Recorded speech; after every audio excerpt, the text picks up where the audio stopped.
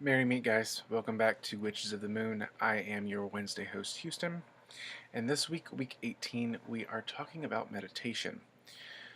I do believe that meditation is one of the most important practices that you can add to your spiritual practice. It's one of the most important things to develop as a growing magical practitioner or a witch, a sorcerer, a wizard, or magician, or whatever you want to call yourself.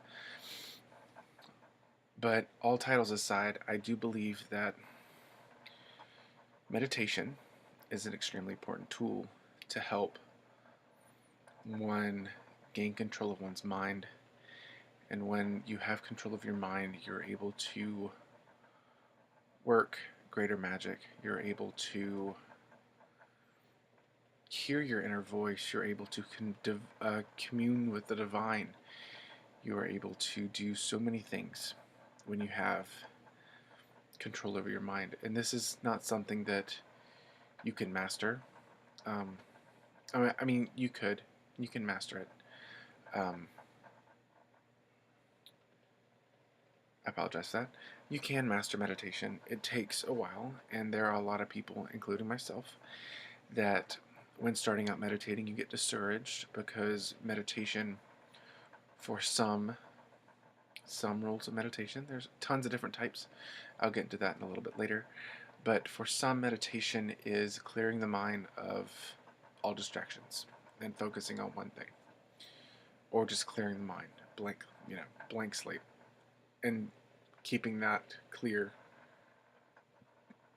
and acknowledging the distractions that come through and pushing them aside and going back to either focusing on your breath or keeping the concentration on one point. Meditation can be many things. So, and when I say that, there are such things called as there are meditations that are categorized as passive and active meditations. Passive meditations is what you normally see in movies.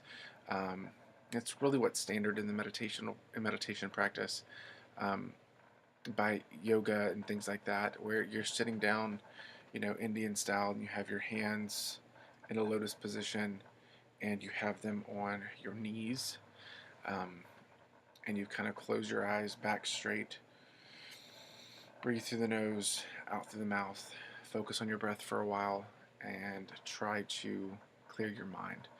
Um, that is one form of passive meditation. Another form of passive meditation. There's all these different stances, not stances, um,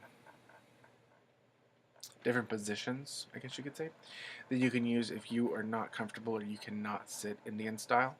Um, there are ways where you can sit in a straight back chair with your feet on the ground and your hands palm up on your knees, doing the same thing. I have seen and read and experienced, I've tried all these, laying down on your back. Um, Usually for me, that makes me go to sleep. Um, Unless I'm doing like a healing, like a self-healing, it makes me pass out, makes me sleepy. Because usually I do this, or I try to do a small meditation before I go to bed or right when I wake up, and I do a little bit during the day just to get centered with myself. And that's another great thing about meditation is when you feel off balance and ungrounded, meditation combined with grounding and centering are a great tool to get yourself back in check, so you can live more of a centered, where you're not overly happy or overly negative, um, kind of like down the straight and narrow, if that makes any sense. Now, going back to the passive and active meditations, there are many active meditations. Um, and when I mean active meditations, they are things like the new craze was 2 years ago, the adult coloring books. And I know they're still out there. I see them from time to time, and I really want to get them, but I want to color the ones that I have first. Sitting down and coloring a picture in one of the coloring books. They're very intricate. It's not like a coloring book that when you were a child, big spaces. These things are small, and you have to pay really fine to the detail.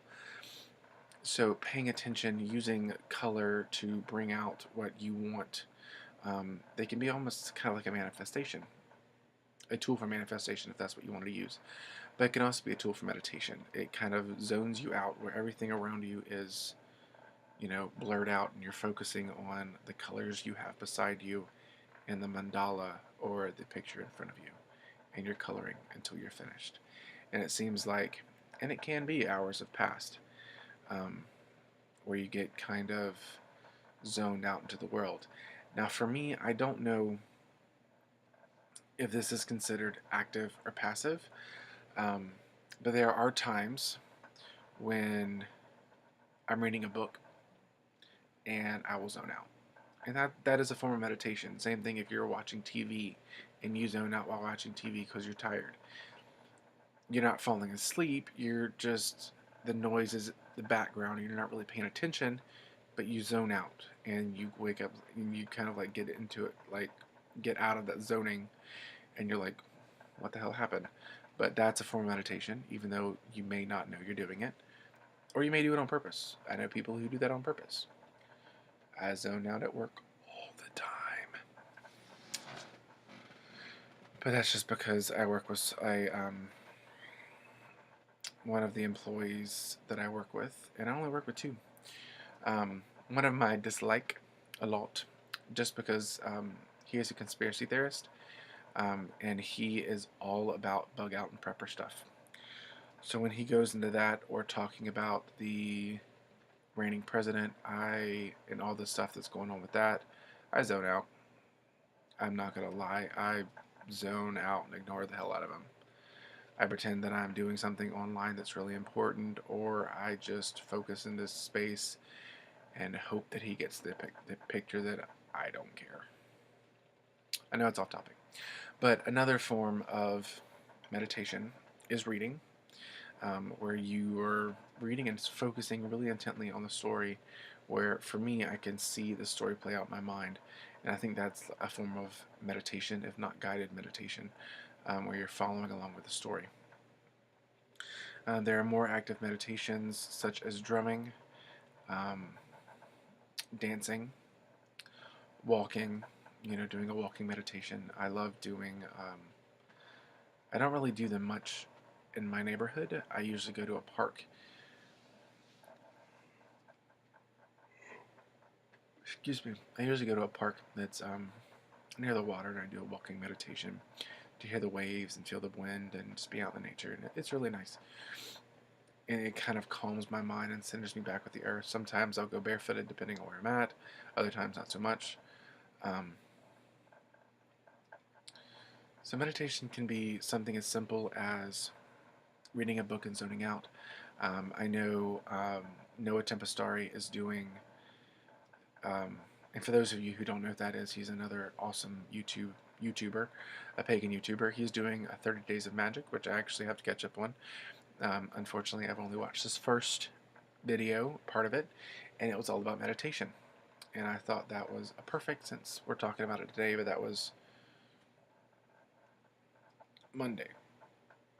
Yeah, Monday. So I have a couple days to catch up, which I'll do that tomorrow. But he was talking about sometimes when he is driving home, he zones out, even though he knows muscle memory and can, reflex to stop and go and, get home safely.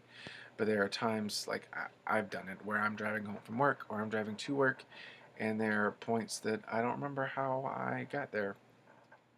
I know that sounds unsafe, but I'm in control, and I'm paying attention. I guess I'm so focused on where I'm going that time just elapses, and I'm there at work, or boom, I'm there at the house, or I'm at the store, or where I need to be. But one last thing that I wanted to talk about, I didn't really want this to be a long video, is that if you are interested in learning anything more about psychic abilities, divination, working with energy. I do recommend meditation because when you meditate, you get to understand how your mind and your body works with the energies around you and the energies within you. And when you become more aware of that, your psychic abilities and your psychic awarenesses, they become stronger, um, and they become more accurate. You'll be able to get more intuitive information, more gut feelings, um, along that nature. You may see visions. Your dreams may get brighter. There's many different benefits for meditation. It is known scientifically to help with stress relief and anger management, um, as well as uh, blood circulation. I do believe, I may be wrong, speeding up the metabolism and lowering blood pressure. I was going to say cholesterol, but it's blood pressure, not cholesterol. It's lowering blood pressure and speeding up your boosting your metabolism, um, and your immune system. It helps with that as well. And it also helps your body in the self-healing process. So if you're going through a cold, and I don't ever advise doing any magical activity or anything when you are sick. Like when you're sick in bed with a cold, when you can't put 100% effort, or at least 90%. Because I can say that from times that it's sometimes hard to put 100%. You get off from work and you have something you need to get done, and it's kind of hard when you've had a 12-hour day at work and you need to get something done. So I'm not going to say that you need to do 100% all the time. It's awesome to strive that, but if you are sick, getting back on subject, if you are sick, and you've gone to the doctor, because I do not recommend trying to do meditation and homeopathic remedies. I mean, they're fantastic, but if you are seriously sick, you need to go to a medical practitioner, a licensed doctor, get the medication to help you, even if you're against it, to help you get better, and then use herbal remedies with that, or magic with the medication. And then I'm going off on a tangent that's not meditation. But what I was trying to say is, if you're sick, don't, you can try if you want to, but don't push yourself. Don't push yourself, because you need all the energy you need to self-heal.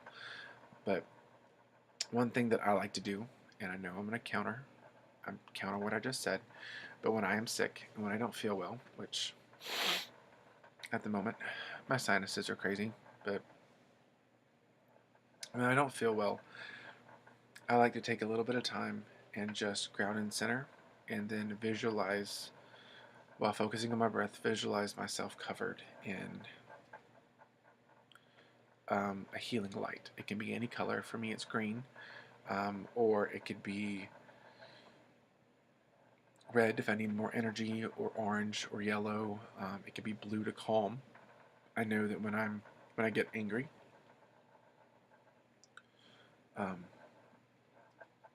which some of you may not know, I do have a temper. I try not to post a lot of stuff on Facebook out of anger, or on my YouTube page out of anger.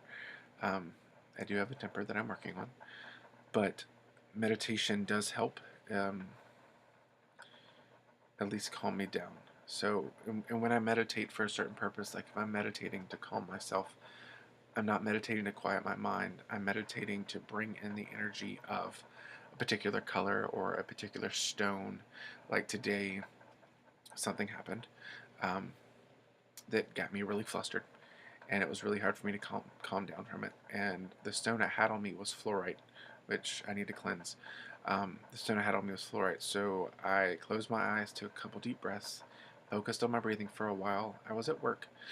My manager, she knew what I was doing. She's pagan too, and I just held my fluorite, and the necklace. I just held it in my hand, and felt the energies go through me, and kind of disperse the anger and those negative energies that I was feeling. So Meditation, I'm going to end this. Meditation can be used for a lot of things. Um, there's no right or wrong way to meditate. Don't ever let anyone ever tell you there is one right or true way to meditate. It is whatever feels right to you. Um, and another piece of advice is don't give up on the first couple tries. It may take you anywhere from 6 months to a year to get 10 minutes of meditation. Don't give up. Keep practicing. Be diligent. Because this is all for your well-being. I'm not trying to, tell you some magical mumbo jumbo. This really is all for your well-being. There have been many actresses, famous people, who use meditation as their daily practice to stay energized, to keep stay youthful, and to keep doing what they're doing to be successful. So I do implore you guys to try meditation.